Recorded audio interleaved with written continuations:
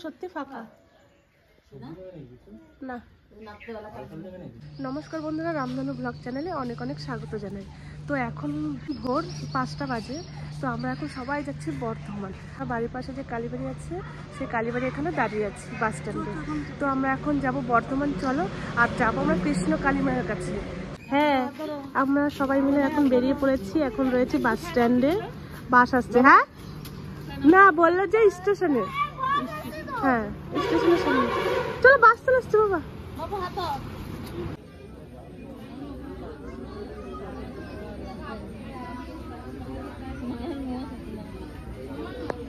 তো আমরা এখন রাস্তায় দাঁড়িয়ে আছি, কৃষ্ণ কালী মার মন্দির ওই যে। আর এখন আমি বোনের জন্য দাঁড়িয়ে আছি। বোন ইলামবাজার থেকে এখানে এসছে ডাইরেক্ট, আর আমরা দুর্গাপুর থেকে এসছি। তো চলো, কৃষ্ণ কালী মায়ের মন্দিরে তো চলে এসছি। আমরা এসছি 5-6 জন এসছি, আর বোন আসছে একা। তো তারপরে আমি দেখাচ্ছি কোথায় কৃষ্ণ কালী মন্দির, কোন জায়গায় মাকে রাখা হয়েছে, আর সবাই মিলে যাব। প্রিয়া চলে এসছে। আরে টোটোওয়ালাটা বললো আমাকে, টোটোওয়ালাটা বললো যে বালিয়ারা নাম বলবে কৃষ্ণ কালী মার মন্দিরে। উনি বলছে না, বালিয়ারা বলে তো কিছু নাই এখানে। আমি তো অবাক। মন্দিরে হ্যাঁ, তারপরে বলেছি, দিয়ে বলছি ও সেইটা বলেন, বালিয়ারা বলছেন, বালিয়ারা বলে তো নাই কিছুই এখানে। কি জায়গাটার নাম জিজ্ঞেস করতে? এটার নামই হচ্ছে কৃষ্ণকালী জায়গাটা। না রে, চল। হ্যাঁ, আমাদের কৃষ্ণ কালী।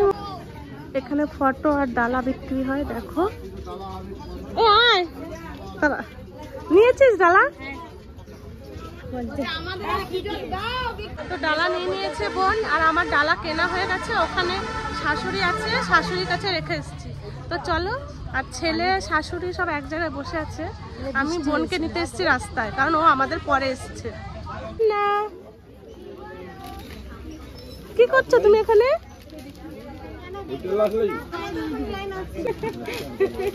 এই দেখো, ফটো নিয়ে এসেছি। বাবা, তোমাদের কেনা হয়ে গেছে?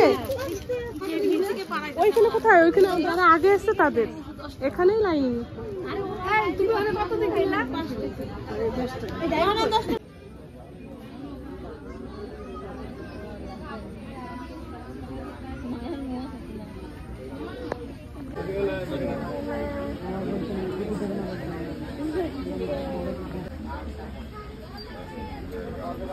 হ্যাঁ,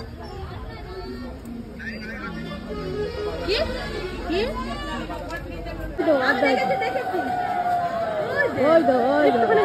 তান্না ঘুমিয়ে পড়েছে। বাড়ি এসে পুরো ক্লান্ত হয়ে পড়েছে, স্নান করে শুয়ে পড়েছে, আর একা একাই ঘুমিয়ে গেছে। তো কতগুলো বালিশ রয়েছে দেখো, 3টে বালিশ মাথার কাছে। বন্ধুরা, আমরা তো বর্ধমান কৃষ্ণ কালী মায়ের বাড়ি গেছিলাম। তো সেখান থেকে বাড়ি চলে এসেছি। তারপর আর ভিডিওটা কন্টিনিউ করতে পারিনি। তো ভিডিওটা শেষ করতে হবে।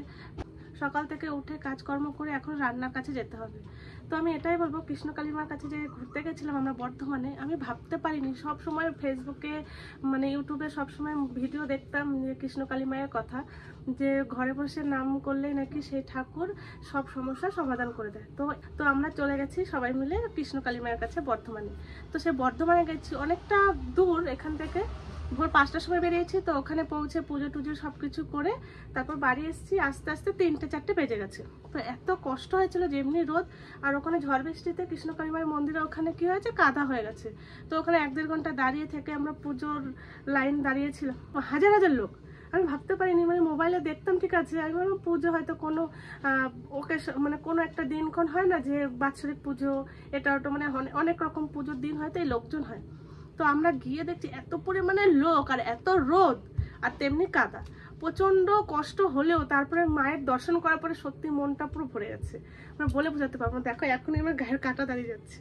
ওখানে যাওয়ার পরে কি হয়েছিল, পুজো করেছি, ঠাকুর দেখেছি। ঠাকুর দেখেও আমার যেমনি এখানকার ঠাকুর দেখে কালী মা, সেরকমই মনে হয়েছে। পরে আর একবার যখন পুজোটা হয়েছে, যখন ওই কৃষ্ণ কালী মার মন্দিরে মা এসছে পুজো করতে, তখন পুজো করার পর যখন মায়ের কাছে গেছি দেখতে, মানে ইচ্ছে হচ্ছে না যে মন্দির থেকে সরে যাই। ওখানে তো প্রচুর লোক, মুখটা একরকম, মুখটা একটু দেখতে দিচ্ছে, তারপর ঠেলে ঠেলে বের করে দিচ্ছে। তো আমি ওখানে একটু মন্দিরে মানে গিয়ে একটু মাকে দেখার পরে আর সরতে ইচ্ছা করছে না ওখান থেকে। মানে এতটা, মানে কি বলবো, মানে খুব ভালোবেসে ফেলছে আর কি সবাই। খুব ভালো লেগেছিল দেখে। তো ওখান থেকে সরে গেছি। ওখানে যেমনি গরম তেমনি রোদ, মানে কি বলবো, গরমে ঘামে আমরা, মানে আপনারা ভিডিওটা দেখে বুঝতে পেরেছেন মুখ চোখ সবার কালো হয়ে গেছে, মানে সবার মুখ লাল রোদে। তো আমরা ওখানে যাওয়ার পরে সবাই মিলে পুজো করার পরে যখন ঠাকুর দেখার পর, ঠাকুর দেখে মাথায় ত্রিশূল ছোঁয়ানোর পরে যখন বেরিয়ে গেছি না, এমন কোনো মানুষ নেই যে তার গায়ে কাটা দাঁড়ায়নি।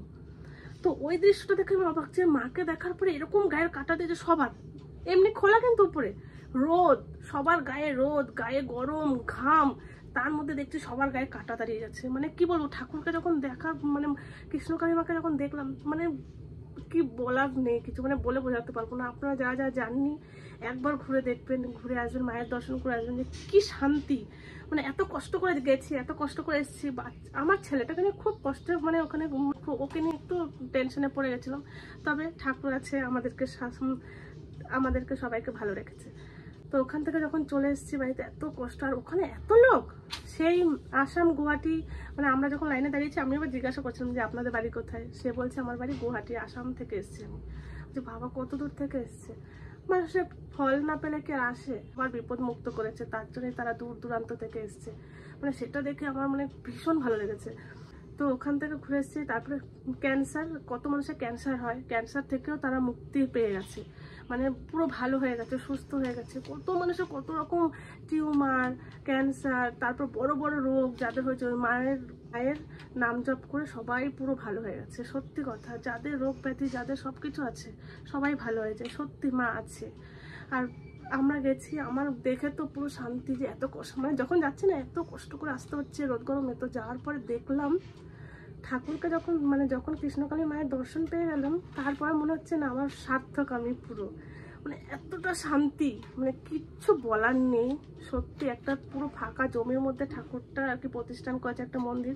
এখনো কোনো উন্নত কিচ্ছু হয়নি ওখানে। কৃষ্ণকালী মায়ের ওখানে সব ওই যে মা পুজো করে সেই মা বলছে আপনারা যে 250-300 টাকা দিয়ে শাড়ি দিচ্ছেন, শাড়িটা আনবেন না, কারণ ওই শাড়িটা না এনে আপনার 50 টাকায় মন্দিরের জন্য দিয়ে যাবেন, তাহলে আমি বড় করে মন্দির করব, ভক্তদের দাঁড়ানোর একটা ব্যবস্থা করব। ঠিকই বলেছে, কারণ প্রচুর প্রচুর শাড়ি পড়ছে। আপনাদের মন থেকে মাকে ডাকলেই তো সব পেয়ে যাচ্ছেন। তো আপনারা কিছু কিছু ওই মন্দিরে সাহায্য করুন, তবে ওই মন্দিরটা অনেক বড় হবে। আমরা চাই ভবিষ্যতে আবার যখন যাব তখন যেন একটু ভালোভাবে দাঁড়াতে পারি। জল কাদা, সবাই তো ছোট বাচ্চা কাচ্চা নিয়ে যায়, তাদের একটু অসুবিধা হয়। তো আমি খুব খুশি কৃষ্ণকালী মায়ের মন্দিরে দর্শন করে এসে, মাকে দেখে এসে। আমি চাই সবাই যান, যার যত বড় রোগ আছে আপনারা ওখানে গিয়ে মনস্কামনা পূরণ হয়েই যাবে। ওই মাকে ডাকুন, সব ঠিক করে দেবে মা। সত্যি বলছি, খুব খুশি মাকে পেয়ে, মানে মাকে দেখে। আমি একটা ছবি নিয়ে এসেছি, দাঁড়ান দেখাচ্ছি। আমি এই দেখো, আমি মায়ের ছবি নিয়ে এসেছি একটা, আর হচ্ছে এই যে, হ্যাঁ এই দেখো একটা মায়ের ছবি, কৃষ্ণকালী মায়ের ছবি নিয়ে এসেছি আমি। কেমন লাগলো ছবিটা আপনারা অবশ্যই জানাবেন। আর মাকে দেখে তো চিনতেই পেরেছেন, আপনারা সবাই তো কম বেশি ফেসবুক ইউজ করেন, দেখতে পান। তো চলে যাবেন, বেশি দূর না, এই তো বর্ধমান থেকে শান্তিপুরে বাস ধরলেই শুধুমাত্র বাসওয়ালাকে বলতে হবে যে কৃষ্ণকালী মন্দিরে যাব, তো সামনেই নামিয়ে দেবে। তো খুব ভালো। তো আপনারা ঘুরে আসবেন, যত বড় রোগ হোক। আমি শুধু অবাক হয় যে ক্যান্সার থেকে আপনার, মানে ক্যান্সার রোগ হয়েছে তাকে, মানে বলে দিয়েছে ডাক্তার যে আর কিছু করার নেই, সেই মাকে ডেকে নাম জপ করে সে সুস্থ হয়ে গেছে পুরো। ঠাকুর আছে। তো ভিডিওটা এই পর্যন্তই, বেশি বড় করতে পারলাম না, খুব গরম পড়েছে, এখন রান্নাবান্না করতে হবে, 12টা বেজে গেছে।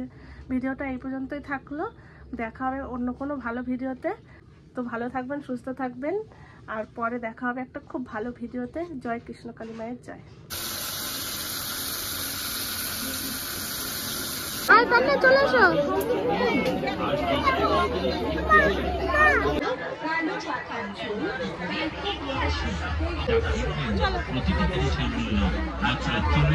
কি নিয়েছো তুমি, দেখি বাবু?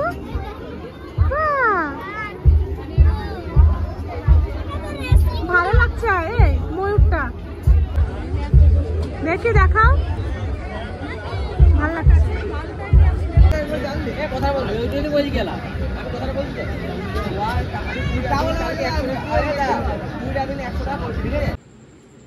কটা ট্রেন? 4টে, সরি 4টে বগি।